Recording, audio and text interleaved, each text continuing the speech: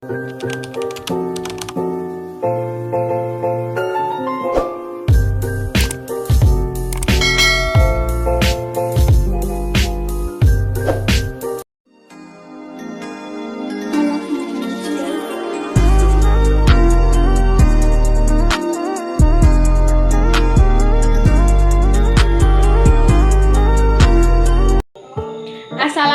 warahmatullahi wabarakatuh.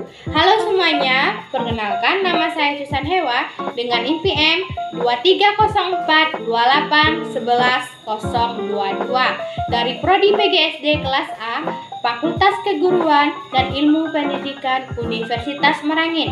Video ini saya buat untuk memenuhi tugas dengan mata kuliah Konsep Dasar IPS dengan dosen pengampu Bapak Yudhistira Ahmad, SPD MPD.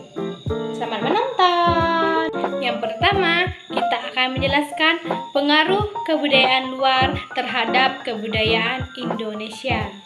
Sebagai negara dengan beragam budaya, Indonesia memiliki sejarah panjang yang dipengaruhi oleh masuknya budaya asing sejak zaman kolonial.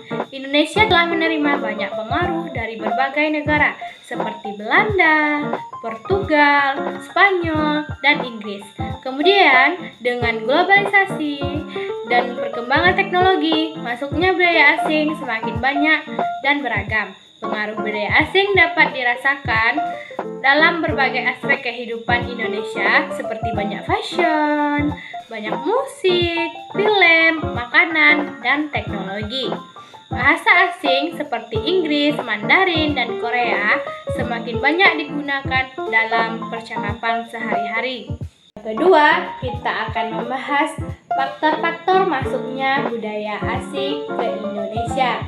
Faktor-faktor masuknya budaya asing ke Indonesia terbagi menjadi 5 bagian. Pertama yaitu adanya kerjasama antar negara. Yang kedua, peperangan dengan negara lain. Yang ketiga, masuknya teknologi asing. Yang keempat, adanya perpindahan. Yang kelima, adanya media komunikasi. Yang ketiga, kita akan membahas dampak-dampak masuknya budaya asing ke Indonesia. Yang pertama, munculnya kemajuan budaya. Yang kedua, meningkatkan kreativitas dan inovasi remaja. Yang ketiga, pertukaran budaya memberikan kesempatan remaja untuk maju. Yang keempat, remaja semakin pintar dalam berpikir kritis. Yang keempat, kita akan membahas yaitu menjelaskan perkembangan Hindu dan Buddha masuk ke Indonesia. Agama Hindu dan Buddha pada awalnya berkembang di Indonesia. Setelah itu, barulah menyebar ke negara-negara di dunia, termasuk Indonesia. Masuknya Hindu dan Buddha di Nusantara dimulai pada awal Masehi melalui jalur perdagangan. Hal ini dipengaruhi oleh posisi Indonesia yang sangat strategis dalam bidang pelayaran dan perdagangan. Melalui hubungan perdagangan, muncul pengaruh bagi kedua belah pihak dan terjadilah akulturasi kebudayaan.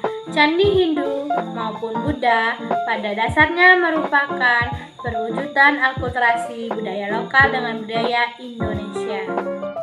Masuknya agama Hindu dan Buddha di Indonesia kemudian memunculkan pembaruan yang cukup besar. Misalnya, berakhirnya zaman prasejarah Indonesia dan perubahan dari kepercayaan kuno menjadi kehidupan beragama yang memuja Tuhan dengan kitab suci. Kebudayaan Hindu dengan mudah diterima rakyat Nusantara karena adanya persamaan kebudayaan Hindu dengan kebudayaan Nusantara. Yang kelima, kita akan membahas bukti-bukti Hindu-Buddha di Indonesia.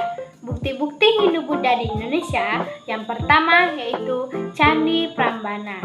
Candi Prambanan merupakan candi Hindu yang berada di desa Prambanan atau berada di batas Jawa Tengah dan Yogyakarta.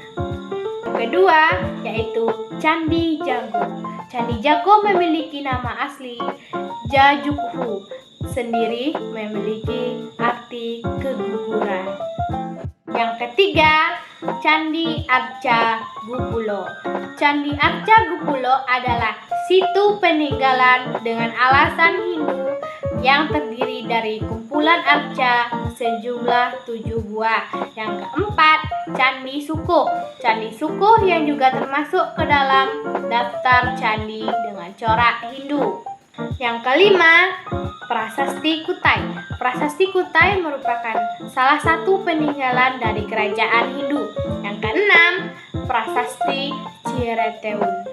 Prasasti Cirauteun juga merupakan salah satu peninggalan dengan corak Hindu. Yang ketujuh, Prasasti Kebon Kopi. Prasasti Kebon Kopi atau Tapak Gajah merupakan salah satu peninggalan kerajaan Tarumanegara. Cukup itu yang dapat saya sampaikan. Kurang dan lebihnya saya mohon maaf. Saya akhiri dengan wassalamualaikum warahmatullahi wabarakatuh. Bye-bye.